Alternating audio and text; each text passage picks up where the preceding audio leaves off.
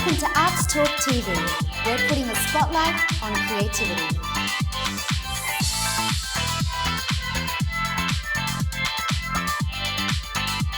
Hi, I'm Karina Lawrence and you're watching Arts Talk TV.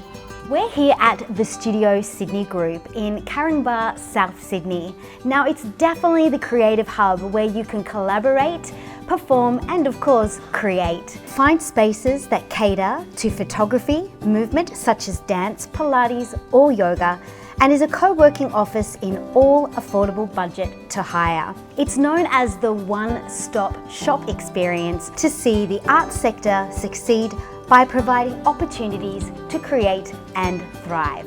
Next up on the show, we have two fantastic artists. You may have seen them on television.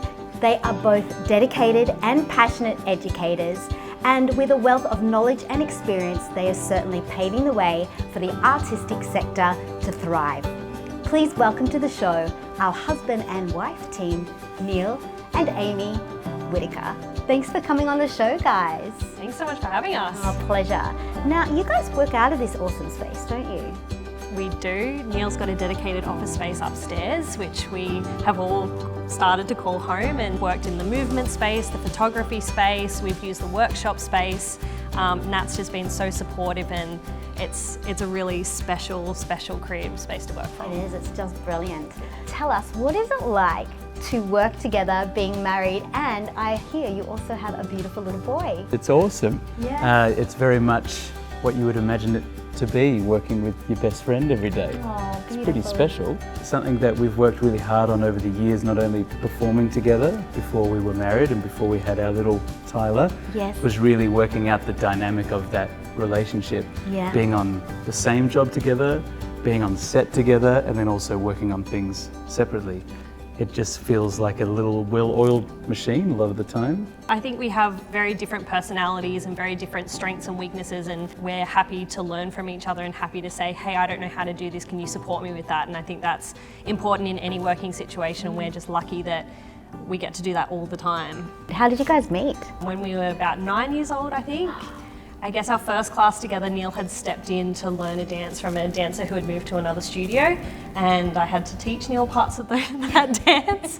And I was very dedicated, like to do the right thing, and Neil sort of came in and went, oh yeah, I'll give this thing a go, and I couldn't believe that we were just giving it a go, because he had an Eisteddfod to do, and that's very important. All right, so I want to go back to where your career started, Amy, professionally as the choreography assistant to Sarah Bolter on the hit TV show So You Think You Can Dance Australia and the UK. I started assisting Sarah when I was still in high school. So I think I was still like year 11, year 12. So I was doing dance at school. I was still very dedicated to my classes. Every pupil free day, every free period, I came up to Evonbo to take class, and I was really fortunate that Sarah said, could you come and help out with this? And Neil and I assisted on a few episodes, and it was just amazing. Just to be in the room with Sarah, and she gives you so many opportunities to collaborate and to share your ideas, and even if it's no, that's not going to work today, she does it in such a supportive way. So having that environment so early on in my career just helped me feel like things were possible and that I had value in that industry, and yeah, it was really exciting. Okay, and then you performed in My Mutation, which was choreographed by Kelly Abbey, and also for the Sydney Comedy Festival, Jean-Paul Gaultier's Sony and Piano Cruises. I think that's my favourite part about reflecting on my career, is that it has been all completely different, and all of those opportunities came from completely different places at different times. And if I went back and saw my high school self and said, you will do this in the future, I wouldn't have believed it. Some of those things I was sort of thrown into, like the Jean-Paul Gaultier, they said take a pair of pointe shoes and a leotard and go and perform at this event. Nothing was choreographed. Wow. The brief was very brief, and just working for a brand like that and being sort of thrown in and trusted to do what I felt right at the time was pretty cool. So you've obviously grown up with a very strong technical and contemporary background, the two of you have. At what point would you say was that pinnacle moment that you were driven to go, I really want to pursue this as a career? My ballet training started really late. So I was 19 when I did my first ballet class. Wow. And my teachers, luckily, were very gracious and very calm and very firm, and they did their very best in that first year of training to try and catch me up to speed as best they could. And I vividly remember in my graduating performance, and I remember walking down this corridor, Amy was out in the foyer, my family were out there, and my ballet teachers that have just met and was terrified to see their review of the show. I remember looking at my feet and walking along and thinking, this feeling is amazing. This, like, we just poured heart and soul into the stage. And that feeling has been the same ever since, for like 15 years. So that certainly was a moment for me where I thought, I just did a show that I didn't think was possible for me to achieve, technically speaking. I sung in the show. It was the first time I ever sung in front of people properly, you know. And I thought, hang on a minute, maybe I can sing. And then doing pas de deux in the show, I was like, whoa, maybe I'm like a ballet person, you know. And the contemporary track, and there was a hip hop track. Yeah, and then walking out to my friends and being like, hey, like I just did that, like a professional thing. I think I might do this all the time.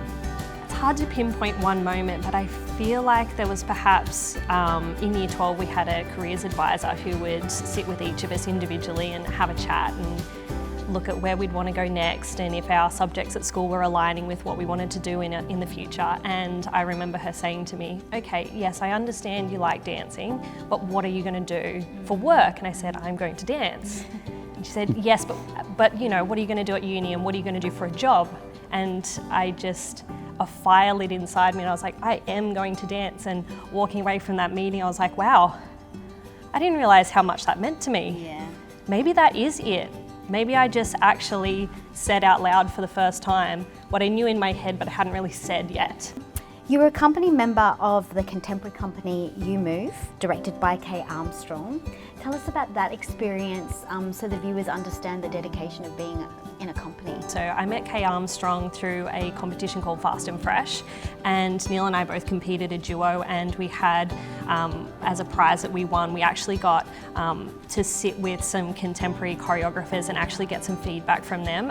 One of the people we sat with was Kay, and she said, I'd really like you to come and audition for me and live, like, you know, just do the audition. And I did, and she offered me a place in the company. I was there with them for a year, and it was hard, it was brand new, there was a completely different working style. I was working with dancers who had so much more experience than me, so there were a lot of things that I had to learn a different way of operating. Very grateful for that experience and learning from the dancers on the job as well. So Neil, you spent the last 15 years developing your own unique brand of movement, which is basically like fusing contemporary, commercial and street style technique to choreograph and perform in TV programs such as So You Dance, Dancing with the Stars, Australia's Got Talent, ABC3's Dance Academy and the Arias. It's something that I pin down to an innate curiosity that I have, and it's something that I experience in my entire life. If I'm interested in something, then that is just something I'm going to think about every day, and it's going to develop and it's going to make its way into the other avenues of my life. And yeah, and I think in the early days, something that I noticed quite quickly in the full-time space was how different I was to everybody, everybody I met. Okay. And luckily, my teachers at the time and my mentors really helped me to, I don't know, I guess they encouraged the development of that rather than saying, you need to look like this. And it wasn't something that I did on purpose. I certainly didn't finish my graduating year of dance training and then thought, okay, now I'm going to go and fuse as many things together as possible. It wasn't a thought that I had. Something I say to my students a lot, both Amy and I say this, is that I think in terms of where you set your goalposts in your career goals, I would consider, instead of identifying as a culture of dance or a style of dance, like I'm a contemporary dancer, as soon as I decided to just be a dancer, it kind of changed everything. I think it's important to remember that those limiting beliefs don't completely go away, and you can't have a career without them, and it doesn't matter who you look up to or who you idolise or who you wish your career mimicked. those people, no matter how successful they are, have limiting beliefs. It's how they manage them that takes them the next step forward. So don't try and block them out, don't try and avoid them. Allow them to come, but find some management strategies that work for you. And that's going to look different to everybody. So I think it's important to surround yourself with a group of people who are encouraging, who you can say, I'm having a down day, I'm having a moment, and they'll hold space for you, whether it's giving you space, giving you solutions, or giving you support, whatever that looks like for you.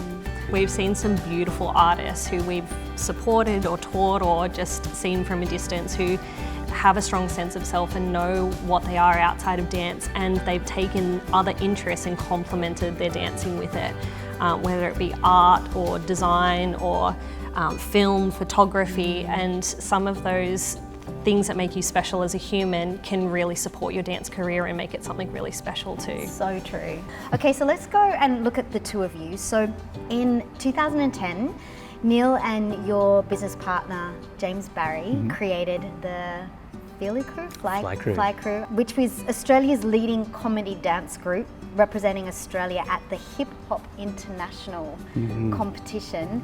Now that's something that you guys did together and was a huge success. Tell us about that experience and how it led and built, because it wasn't necessarily one hit wonder. Fly Crew for me is a chapter of, well, we might as well take the risk, because that company quite literally tried everything, even to a point where we asked a technically trained dancer named Amy to join our group because, well, we knew how funny she was. But I'd never done a hip hop class before, ever. Completely untrained in the hip hop space. And we brought her on because we had a comedy sketch called Incrediballet. Yep. And I think it's still online somewhere. It's one of my favorite sketches. And we needed, in order for it to be funny, we needed to do legitimate ballet. And I was probably the most trained ballet dancer other than a gentleman named Brady Kitchingham. And that was a worry. So we need Amy. And I remember you came and facilitated the exercises at the bar, helped us find the comedic timing. Nice grade 3 level. Yeah. And then we worked out the nuance of the joke, and then we tried it on stage, we tried it on camera, we did it on Australia's Got Talent many years later. And We did it on cruise ships. We did it on cruise ships. This was one of our oldest sketches. And what we learned all the way back at the beginning was who else in Australia, at least, certainly can't speak on behalf of the world, but in terms of comedy dance, I don't know if anyone else is doing this right now. It was really an accumulation of the most random people you could imagine, who had skills higher than most people that I know, but nowhere to be. Yeah. And James and I, both when we met at Luna Park, we both realized quite quickly we were going to all these auditions, getting cut immediately, because we didn't suit any of the things we were auditioning. Had no comment on our talent, but they were like, what are we gonna do with this person? Like, you can't be in this show. And we both realized that, and we're like, well, maybe let's make one together. And then the good part of 12 years, traveled the world, represented Australia in hip hop, and quite proudly, and against all odds, it felt like at the time. And I'm so proud of that time. We took every risk you can imagine. So, World of Dance in LA.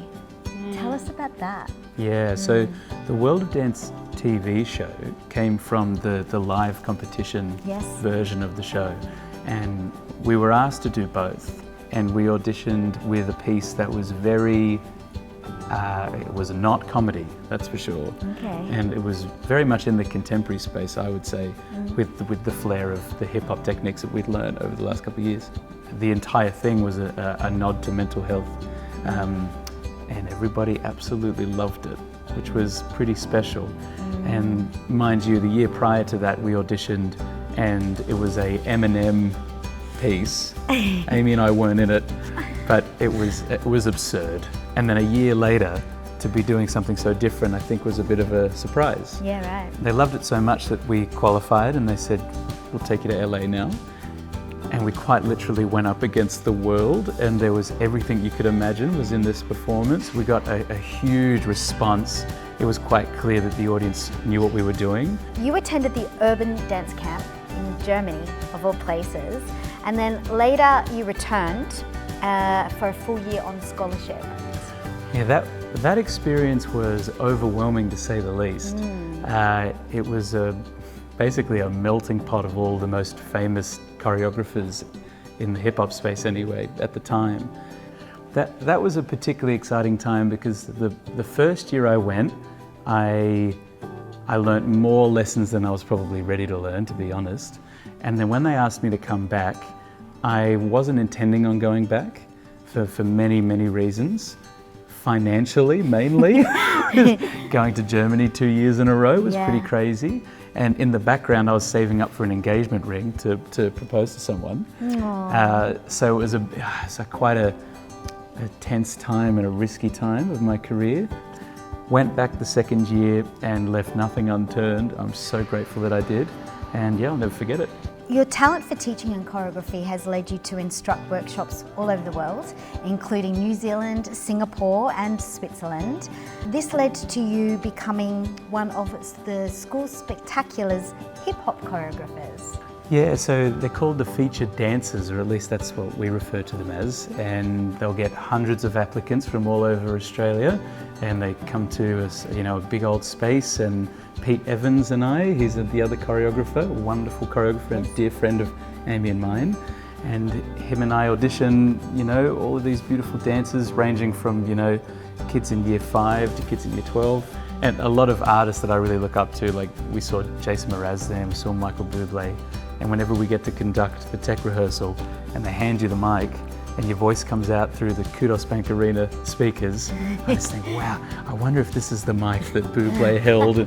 Probably not, but it's fun to pretend. They offer facilitation for people learning to be backstage crew. Wow. They have a bunch of students who are like pressing the buttons and ushering artists to the wings. And when I was a kid, I was actually in the show.